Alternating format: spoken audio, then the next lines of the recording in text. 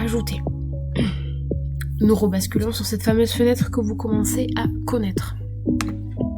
Ici dans la barre de recherche, nous allons taper WP forme.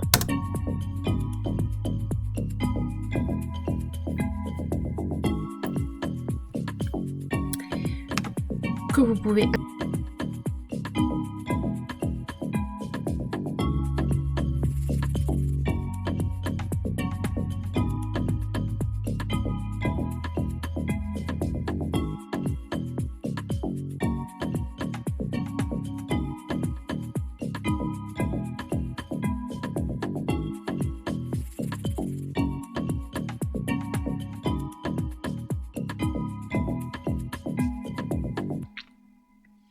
et vous avez 4 types.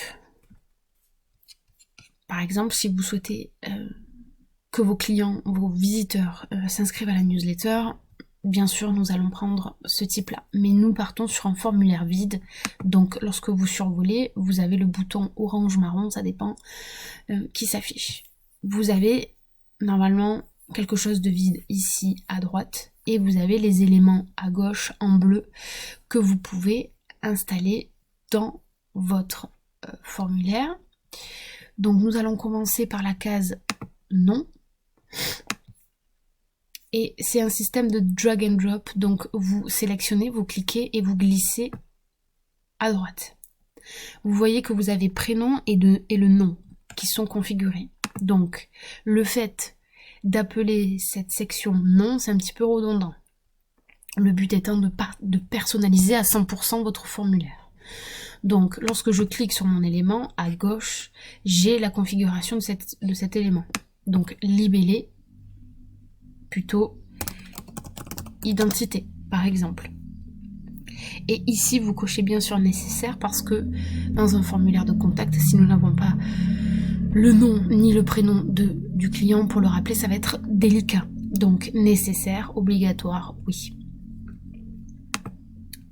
Si vous préférez prénom, second, prénom et nom aussi, prénom, nom, c'est l'usage habituel de tous les formulaires. Dans les options avancées, vous pouvez agrandir la taille du champ si vous voulez, ou réduire, tout dépend.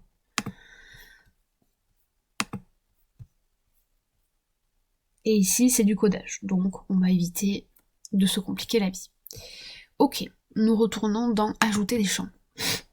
Ensuite, nous voulons l'email. Donc je clique et je glisse, ou sinon je double-clique, ça marche aussi. Donc là, je l'ai mis en 2 fois, très bon exemple. Donc vous voyez, quand vous survolez, vous avez une petite poubelle qui apparaît, ce qui permet de vous supprimer le champ.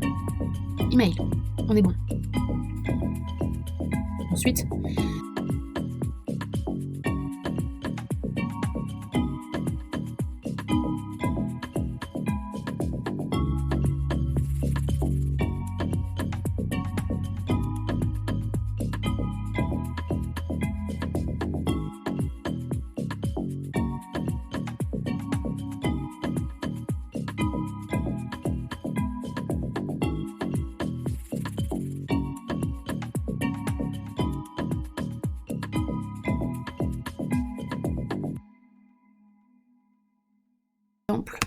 liste déroulante pour permettre le choix.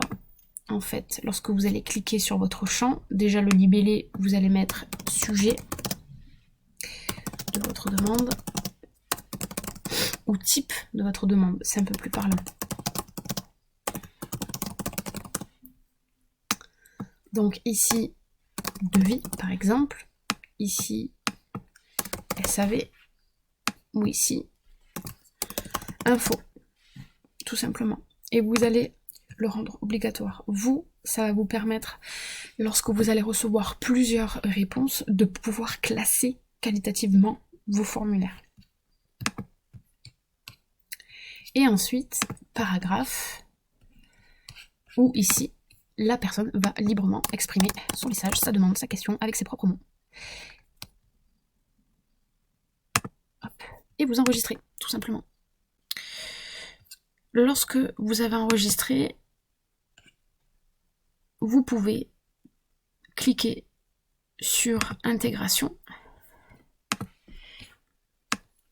et coller.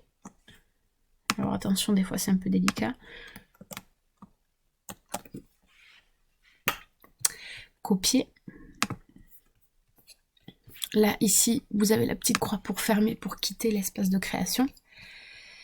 Et vous allez sur votre page Contact.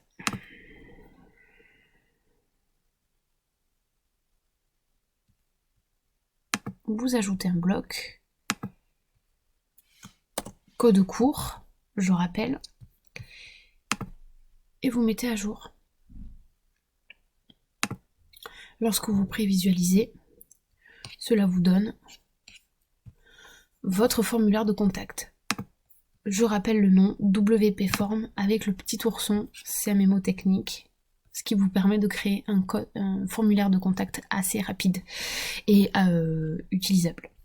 Pour tout ce qui est réglage de messages,